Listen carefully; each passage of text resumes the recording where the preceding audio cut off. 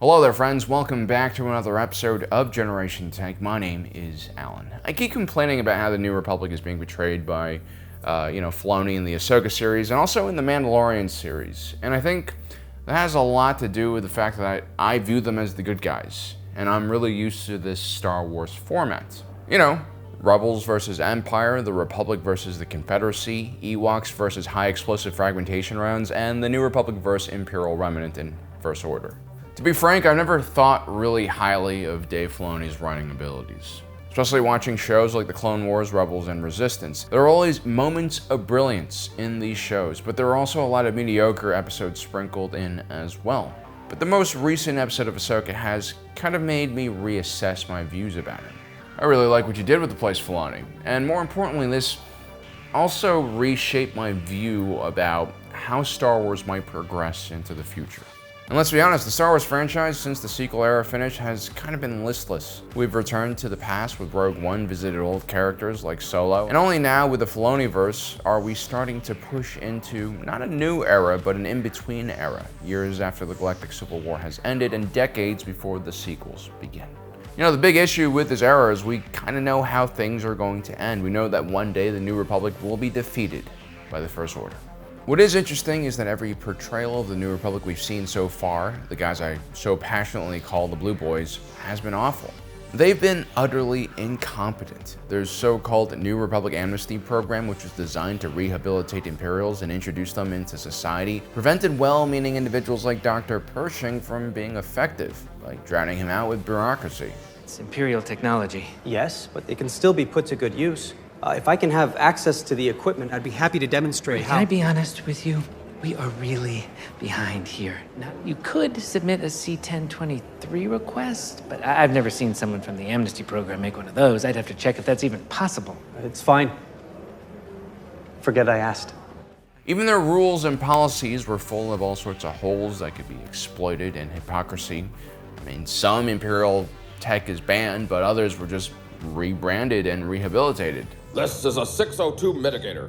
It's a non-invasive experimental treatment recently approved for rehabilitation. No, it's a mind flayer. It's a similar device, but we found at low voltages it can be used to help soothe select traumatic memories. Meanwhile, the amnesty program would open its door up to countless Imperial sympathizers and sleeper cells who knew exactly what to say to these Republic intelligence officers. You are a real credit to this program. It's nice to know that for every failure, there's a success like you. Yes, you're welcome to stay.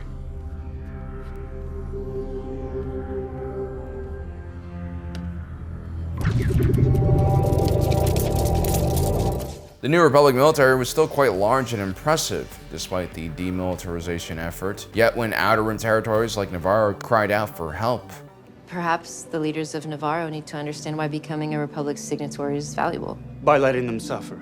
In any event, thank you, Captain, for bringing this to our attention. We'll see if we can allocate some additional assets. Apologies, we can't do more. all the New Republic Navy needed to do was to send one cruiser, and Gorian Shard and his gang would have hightailed it out of there. The New Republic would have won the respect of that region of the Outer Rim, and that would have really solidified their image in this kind of shaky time. But no, instead, the people of the Outer Rim turned to independent contractors to finish their business, the Mandalorian cultists. Welcome, and thank you. It's no surprise that no one really respected the New Republic. I mean, look at their uniforms. You put down your blasters right now. Nice shoes. The level of incompetency and corruption was so high that it threatened the legitimacy of the New Republic government. In the heart of their territory on the industrial shipbuilding world of Corellia, there was a not-so-secret Imperial Remnant operation stealing old Super Star Destroyer hyperdrive cores for nefarious reasons. I said stop that ship. That's an order. For the Empire!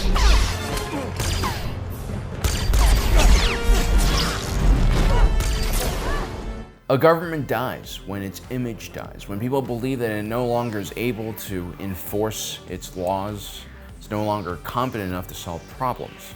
Had it not been for the tenacity of officers like Harrison Dula, the diligence of rangers like Carson Teva, and just good Samaritans like Din Djarin lending a helping hand, the Imperial remnant would have slowly clawed its way back into relevance even sooner. But instead of being heralded heroes for what they have done, instead of giving them more resources, the New Republic government and military command seem to view these individuals as just bearers of bad news, an unwanted reminder of their responsibility to actively preserve and protect the people, not just talk about it and focus on economic growth. Now, obviously, we're just seeing a bunch of small anecdotes about how terrible the New Republic is. It is possible that in the grander scheme of things, the New Republic is doing a fine job and that they are competent, and that they are doing a much better job at running the galaxy than the Empire ever could. I think that much is for certain.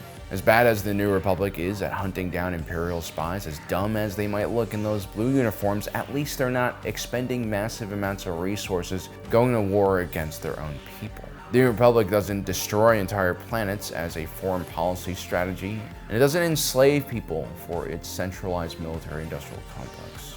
But we can't really compare them. I mean, that bar is set so low. More interesting is the question, why is Filoni and Favreau carefully crafting these scenes? What are they trying to show us? Why have they continuously portrayed the New Republic as so incompetent in the first 3 seasons of The Mandalorian? And why are we seeing that continue now in these carefully crafted scenes in Ahsoka?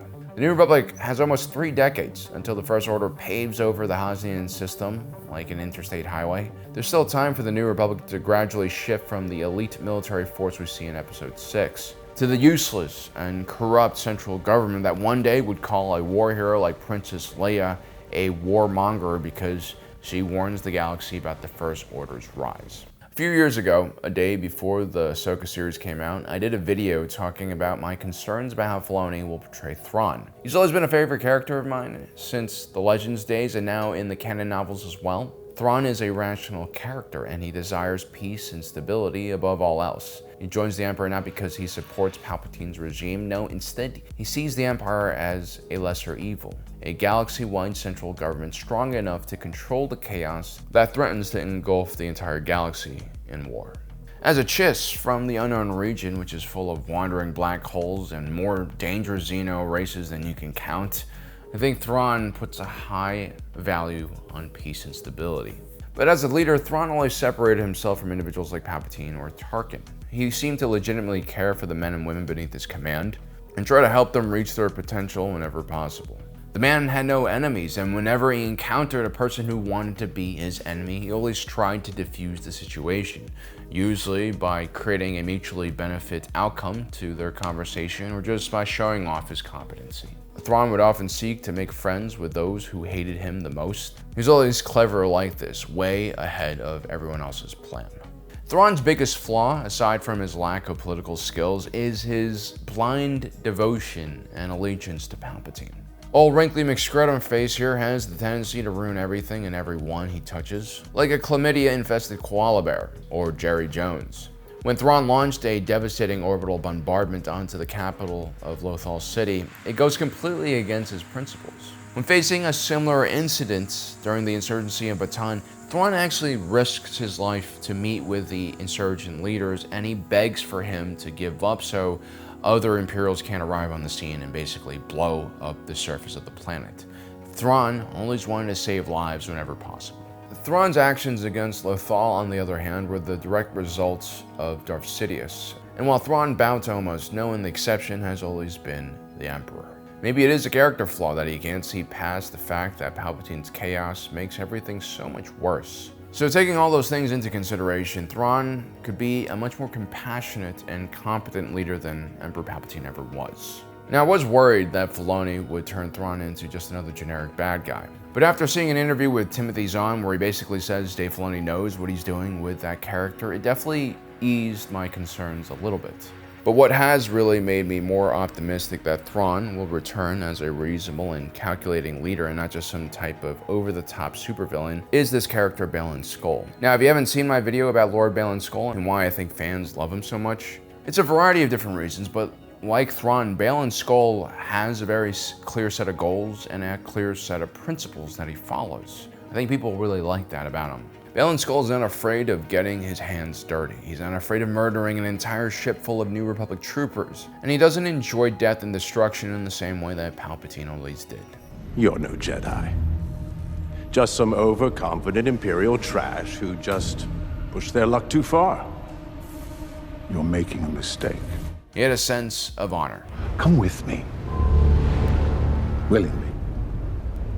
I give you my word. No harm will come to you. And he always tried to keep his promises. Shin, release her. I gave her my word. For now, at least. Maybe he just wants another apprentice. Even one as weak as Sabine Wren. But she does have that sick Beskar armor on. Baylan is a huge Thrawn supporter, and his faith is in this Chiss leader.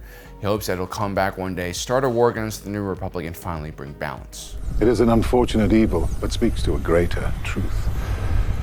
One must destroy in order to create.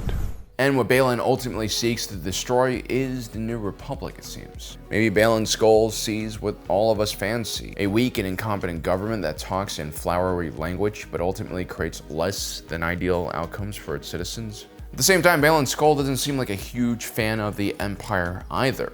He never becomes a Sith Lord or joins the ranks of Palpatine. He openly says to Ahsoka that her master's legacy would be one of destruction. It's possible that Baylan Skoll hates Palpatine's empire as much as he hates the New Republic.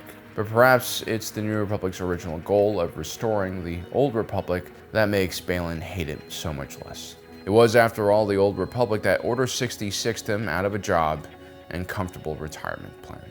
And here's the thing, if Thrawn and Baylan Skoll return back to the New Republic galaxy, it's going to be very confusing who we should, root for. And I guess that depends heavily on how Thrawn will be portrayed. Also, maybe Baylan Skoll is a dark side crazy, and he just charmed us for one episode. And maybe being pulled into a chaotic galaxy by space whales has also driven Thrawn a bit mad. If Thrawn has followed the same trajectory he was on at the end of Rebels, maybe Thrawn too will return to evil. And who knows, maybe this will force the New Republic to rally and become that heroic force it once was just a few years earlier. And as I mentioned in our last episode, this is what a morally gray Star Wars future looks like. It's reflective of our own world today. There's generally evil and incompetence on both sides of any political argument. What differentiates a child from an adult is the ability to choose the lesser of two evils, I guess, to be okay with an imperfect solution. As a matter of fact, it's usually the most extreme amongst us who pursue this idea of the perfect situation, utopia. What camp does Baylan Skoll and Thrawn stand in is not really clear. But what is clear is that both of these individuals are more than happy to live with their consequences, and perhaps in this age of indecisiveness, that's why Star Wars fans naturally find their calm demeanor and focus refreshing. The question really is who is good and who is bad, and I don't know, maybe we're gonna enter a Star Wars where that doesn't really matter anymore. It's more about the individuals and the actions they take. And this leads kind of to the original message of Star Wars. I always get these cute messages from people who are excited to explain to me that America's not a democracy, Alan, you nitwit. As if they've just, taken their first, civics class. As if they don't understand that most of us know that. We know what a republic and a representative democracy is. What they're really parroting are the words of anti-democratic politicians. Individuals who want their followers to think that their votes matter than, other undesirables votes in this country. They want to change the system. They want to use gerrymandering, redistricting to make sure that their antiquated ideas can continue to suppress people, especially as demographics change in different areas. These are the same kinds of people who will tell me that the message behind Star Wars is that democracies are evil, and that when Emperor Palpatine was given emergency powers to essentially become a dictator, it was a criticism against democracy, rather than what it really is. It's a reminder that a representative democracy is one of the toughest political systems ever created. It's definitely one of the best, but it's extremely hard to maintain.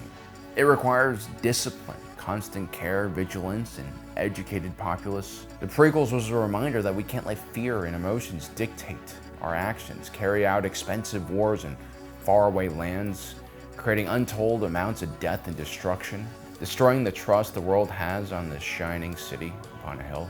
We let our anger and emotions get the best of us. It pushed us into foolish action, just as foolish as Anakin running headfirst into Count Dooku's lightning on Geonosis. We exposed our best and most courageous and also most innocent young men and women. We threw them into unwinnable situation after another. We made them face incredible moral dilemmas on a daily basis. And then when that conflict was over and they returned back to normal society, many of them were broken, thinking that they were the problem when it was really society that had let them down. It was society that had failed to protect them. Stupidity, apathy, selfishness, short-sightedness, fear, these are the worst sins a voter and a Republican have. And just because we aren't in positions of power ourselves, it does not mean that we do not have responsibility over the elected leaders we choose. The prequels warned us about this. They always warned us that we must protect the institutions of democracy and make no exceptions for any one individual. The Republic must always come before any individual or leader who wants to change the rules and make exceptions for himself. Like white blood cells, it's our job to become the immune system for the system, to seek out those who try to exploit our system for selfish gain. And then there's the lesson of the New Republic, one that comes in a pretty good time. It's a reminder that simply saying republic or democracy does not make your government better or your leaders more wise. It's a reminder that policy shouldn't just sound good, it should also function properly. It's a reminder that saying the right things and virtue signaling is not a replacement for good policy and measures that actually help the people.